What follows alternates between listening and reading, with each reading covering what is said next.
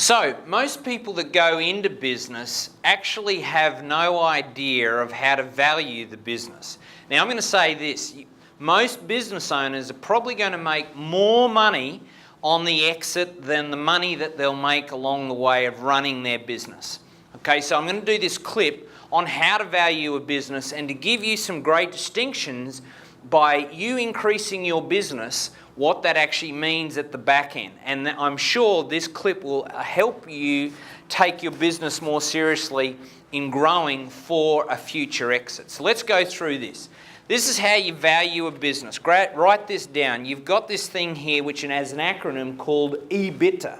EBITDA, there's lots of different ways to say that, but essentially all it is, write this down, is earnings, which is another word for profit, before interest, tax, depreciation and amortization. I'll say that again. So our earnings or profits before we take out the interest, tax, depreciation, amortization. Okay, so it's kind of the net profit without all of those things taken out. Okay? So you get that amount of profit and then you times that by a multiplier. Now the multiplier is normally set per industry, per marketplace. So sometimes industries have quite high multipliers, some have very low multipliers. Now, the multiplier, this section right here, is dictated, this one will go up or down irrespective of what the industry multiplier is for risk and growth. Let me give you what this means. So let's just say I've got a hardware business that turns over, I don't know, let's just, for an easy figure, 100,000 net profit. And let's say the multiplier for the hardware industry is 3, all right? So really my value then would be 300,000 if I wanted to exit that business. Now, let's look at risk. Let's say a multinational like Home Depot, Bunnings, any of the big boys in town decided that they wanted to shift and start their new business with their multi-million-dollar marketing budget right next door, like a metre away from the front door of my hardware business. Would my risk go up or down? Okay, it would go up, all right? So it doesn't matter what the profit is, my multiplier just went through the floor because I'm never going to survive that particular competition. So it goes down to 0 or 0.5, etc., etc. Or you're selling it just for the price of the stock, something like that. That's on the risk side.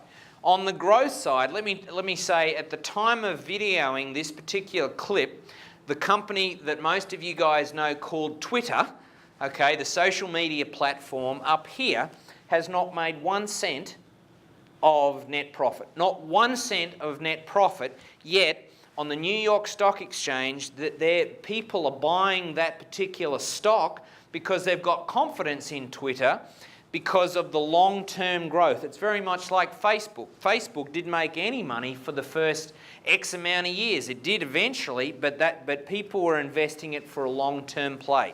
So in that case, people will have a multiplier if they think there's a lot of growth potential. So your job as the business owner and making sure that you have value in your exit is looking at ways that you can mitigate and decrease the risk in your business and give the most amount of growth potential to drive this multiplier up. Obviously, by doing both of those also increases your net profit most of the time as well. So let's go and put some numbers on this so that you can see this. So if I've got EBITDA, show me the money, Bruiser. That's all you need to say.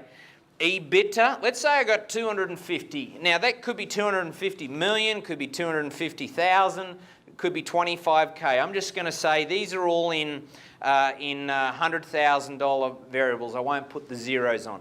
So if I've got 250,000 of EBITDA, and my multiplier for this particular example was 3, well, you do the math. Okay, my value, if I sold that today, is 750. Now, if I get in there and start driving my profits, please go and watch the 5 ways to increase your profits clip, where I go through how to do that. But basically, if you do 10% on each of the 5 ways, more leads, conversion, number of transactions, average sale and margin, if all of those 5 just go up a simple 10%, which most people tell me that they can do standing on their head, your profits, just so you know the math, will go up 61%. So if you take up 250,000 of net profit, up 61, your new EBITDA in a year's from now is not 250, but it's 402. Now, by then going and really critically thinking your business and looking how you can decrease risk, upside of growth, etc. What could that mean? Well, that could be by having structures so your employees are stickier to you, or you've got your clients on long-term agreements, etc. Anything that would decrease the risk and upside and give the upside on the growth. Well, now my multiplier is not 3. When I go to exit, it could have gone up 10%. It probably would be something, and this is probably a very pessimistic view, of 3.3%. So now you do the math, 3.3 times 402, my exit now is not 750,000, it's 1.32 million. Bruce, now I'm even more excited about my business. So, knowing the value, knowing what the multiplier in any business is highly crucial. Okay, you should be knowing now. I've got a Bible of every business industry pretty much on the planet that's pretty much the same for most of the Western world. Please contact me if you want to know what your multiplier is, so that you can say, well, good, that's probably part of most people's retirement plan. You know, most people are probably going to make better in terms of their pension and their retirement plan on making sure that you know this gap here or what you're aiming that to be, or even still better, what does that need to look like for me to live my ideal retirement? Well, I want to know that. Okay, so I'm not just going through the daily grind, another day at the office, another day at the office. I want to make sure I know what my end game is. So, the learnings out of this. EBITDA times the multiplier. That multiplier goes up and down for risk. What's your multiplier? What's your current net profit? What does it need to be for you to meet your end game goals here? Most people, I'll say it again, most people make more money on the exit than they do out of their business along the way. Thanks for listening. I'm Bruce Campbell.